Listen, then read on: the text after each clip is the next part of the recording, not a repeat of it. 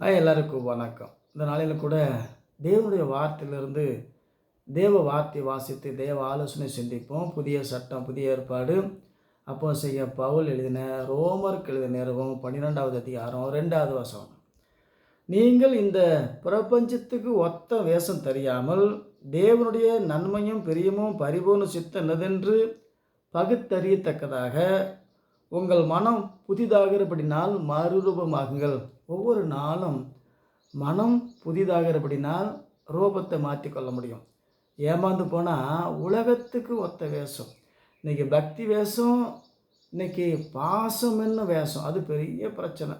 அன்பாக இருங்க அன்பாக இருங்க அப்படின்னு சொல்லி உலகம் என்ன செய்யும், வம்பில் போய் சிக்க வச்சிடும். ஆகவே உலகத்துக்கு ஒத்த வேஷம் போடாமல் பக்தி வேஷத்தை தரித்து அதன் பலனை மறுதளிக்காமல் நம்முடைய பகுத்தறியத்தக்கதாய் உள்ளம் பகுத்தறியத்தக்கதாய் நம்முடைய ரூபத்தை மாற்றி கொள்ள முடியும். தேவனுடைய சாயல் தேவனுடைய ரூபமாய் நாம் மாற வேண்டும். அதுக்கு பகுத்தறிவு வேணும். என்ன பகுத்தறிவு?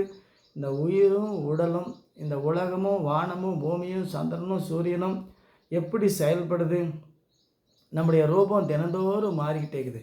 நீங்கள் ஒரு 5 வருஷத்துக்கு முன்னாடி ஒரு ஃபோட்டோ எடுத்து இன்றைக்கி ஒரு ஃபோட்டோ எடுத்து பாருங்கள், மாறிக்கிட்டே இருக்குது. நம்மளை கேட்காம இது வேறு பரிமாணத்துக்கு நகர்ந்து கொண்டு இருப்பதை அறிந்து கொள்ள முடியும். ஆகவே பகுத்தறியத்தக்கதாக இன்னொரு ரூபம் தேவனுடைய சாயலை நம்ம பெற்றுக்கொள்ளும் போது தான் அந்த ரூபத்தை நம்ம பார்க்க முடியும். ஆகவே ஒவ்வொரு நாளும் நமக்கு என்ன வேண்டும்? படிப்பறிவு, உலக அறிவு, பணத்தறிவு, ஜனத்தறிவு, சப அறிவு, சத்தியத்த அறிவு, இதெல்லாம் அறிந்தாலும் தேவனுடைய நன்மையும் பிரியமும் என்ன அப்படின்னா மறுரூபமாகணும். அதுதான் இயேசு கிறிஸ்து இந்த பூமியில் இருக்கும்போதே செஞ்சு காமித்தார்.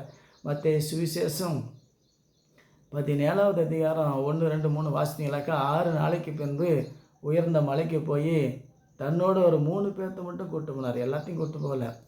அவருடைய ரூபம் மறுரூபமானது. ஆகவே நமக்கு இன்னொரு ரூபத்தை, மரணமில்லாத மறுரூபத்தை தேவன் வைத்துக்கிறாரு. அதுக்கு தான் பகுத்தறிவுனா இயேசுவை அறிகிற அறிவினால், கர்த்தரை அறிகிற அறிவினால் உலக பாவத்துக்கும் சாபத்துக்கும், இந்த பாவம் சாபம் இதெல்லாம் என்ன செய்யணும், நம்மளை பேய் ரூபமாக மாற்றிடும். ஆகவே எல்லா அநியாயத்தையும் நீக்கி நம்மளை சுத்திகரித்து தேவனுக்கு பிரியமான காரியம் ஒவ்வொரு நாளும் அவருடைய வார்த்தையை விசுவாசித்து அவர் என்ன சொல்லுகிறாரோ வேதத்தை வாசித்தா தான், அந்த சட்டத்தை வாசித்தா தான் தேவ திட்டத்தை புரிஞ்சு கொள்ள முடியும். உலகத்துக்கு ஒத்த வேஷம் அது படுமோசம். இன்றைக்கி பல பேர் பக்தி வேஷம் போட்டுக்கிட்டு இந்த நீண்ட நைட்டி போட்டுட்டு திரிகிறாங்களே, பெரிய பக்தி வேஷம். உலகத்தை ஏமாற்றி 140 கோடி மக்கள் பாசம் என்னும் வேஷத்தில் அன்பு என்னும் வம்பில் சிக்கி கொண்டு இருக்கிறார்கள். ஆகவே ரூபத்தை மாற்றணும். ஆனால் சில ரூபம் மாறுமா? ரூபம் மாறாத சிலையை வச்சுக்கிட்டு இருந்தால் அது எப்படி மாறும்? நாம் எப்படி மாற முடியும்? அதை பண்ணுகிறவர்களும் அதை பணிந்து கொள்வர்களும் அப்படி இருப்பாங்க. அதனால தான் தேவன் சிலை வழிபாடு செய்ய வேண்டாம். அது ரூபம் மாறாது, உனக்கும் மாறாது.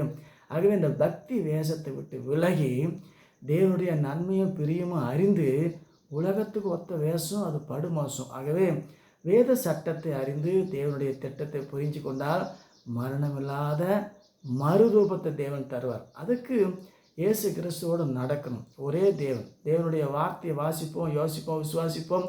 தேவனுடைய சாயலை பெற்று மறுரூபமாகி மரணத்தை ஜெயிப்போம். உலகத்துக்கு ஒத்த வேஷம் தெரியாமல் தேவனோடு தேவனுடைய வார்த்தை கேட்டு மறுரூபமாகவும் கர்த்தர் நம்மளை மாற்றுவார். உங்களுடைய விசுவாசத்தை அதிகரிக்கணும், விசுவாசத்தில் உறுதியாக நிற்கணும், தேவ வார்த்தையில் உறுதியாக நிற்கணும். கர்த்தர் ஆசீர்வதிப்பார். மீண்டும் சந்திப்போம். வணக்கம்.